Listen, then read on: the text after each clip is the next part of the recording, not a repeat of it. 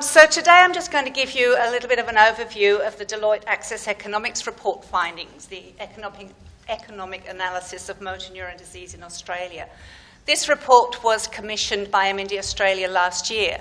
It's something we hadn't done before, but it was something that increasingly people needed and wanted. Researchers were requesting it. They wanted those hard evidence, hard facts around the impact of motor neuron disease in Australia, numbers, real good facts that they could put into their research grant applications to government. We needed it as MND associations and the state MND associations to support our advocacy work. I think when you're talking to federal government, if you've done a Deloitte Access Economics report, they listen, and we've certainly found that. So we commissioned this report last year, and it's been really very interesting, the outcomes of this report.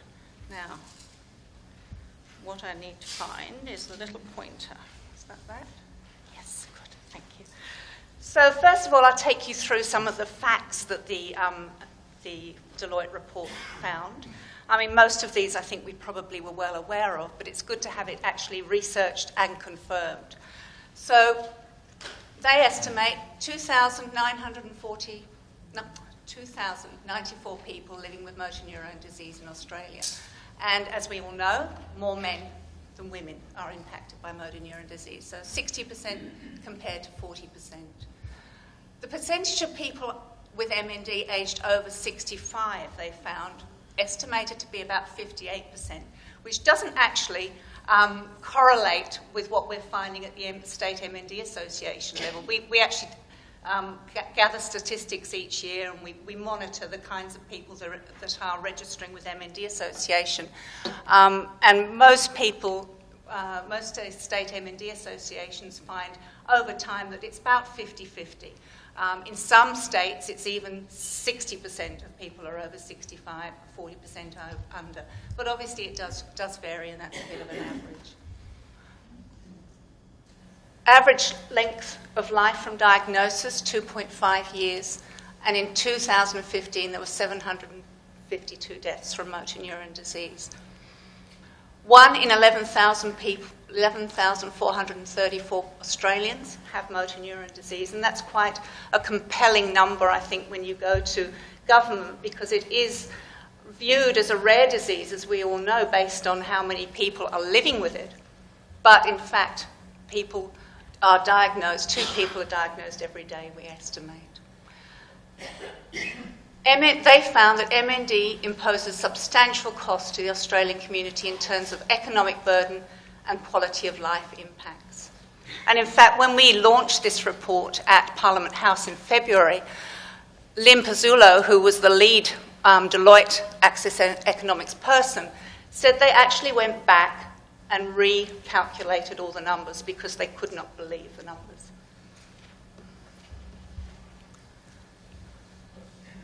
So what were the costs?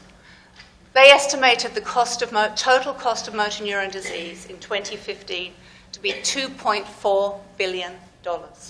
So that's a huge impact on the Australian community. That isn't just dollar costs. They costed in there the impact on families, the loss of earnings, loss of life, impact on carers. All that was factored in to what the actual cost of motor neuron disease in Australia is on our community and on the people impacted by this disease. So around 1.94 billion is related to burden of disease costs. That includes pain and suffering, disability, loss of well-being, loss of life, and 430.9 million cost to the community related to health, productivity costs, carer costs, and other financial costs. So equivalent to about 1.1 million per person with motor neuron disease. And I think all of those of you here today that are impacted by motor neuron disease, living with this disease now, understand that the impact is huge. Other costs, so they broke it all down as to where the costs are in our community, around hospital treatment, out-of-hospital expenses, and so on. I think what's very interesting here is the cost of aids and equipment being one of the major costs. And I think we've all known that for so long.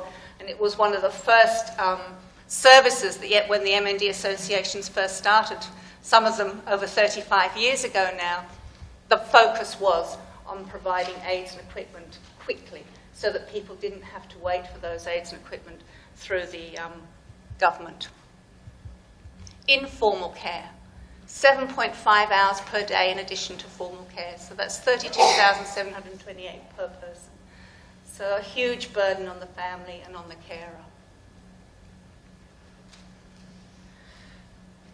They looked at impact, how much is invested in research.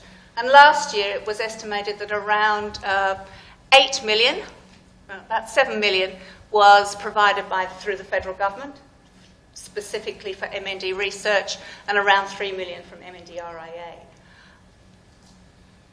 which works out to just over 5,000 per person, not a very large amount.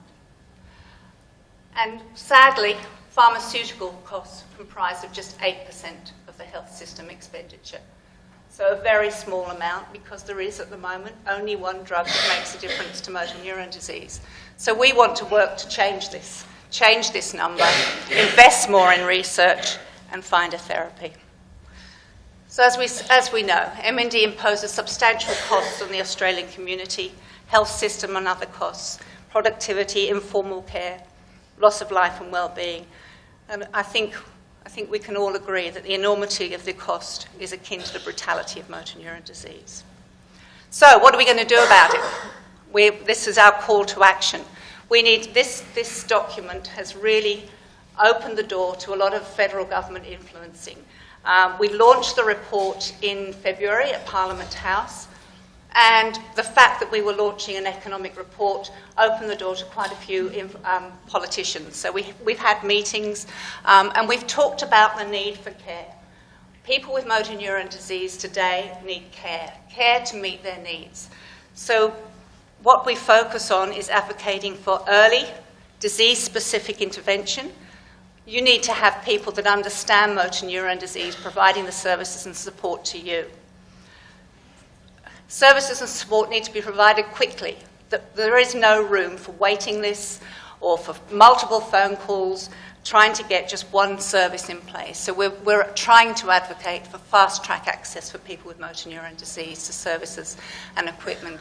And that's very challenging at the moment, as I'm sure most of you are aware, with the changes to the National Disability Insurance introduction, the changes to the aged care system.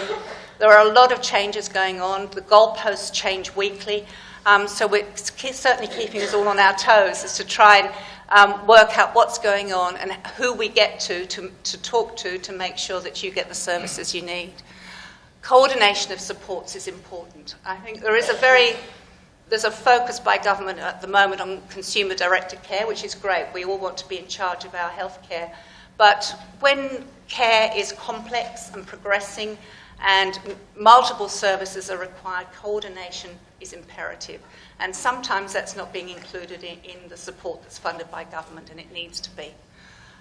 We need to ensure access to evidence-based information for all people with motor neuron disease.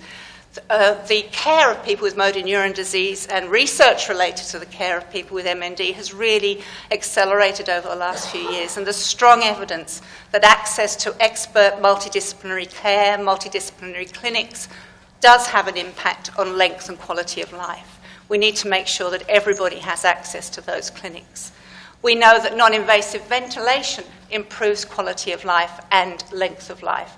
And a recent study by David Berlowitz and his team, funded by the Research Institute, has found, I think it was up to 15 months of life if people have access to non-invasive ventilation. And in some states, access is problematic to this basic intervention that we know makes a difference.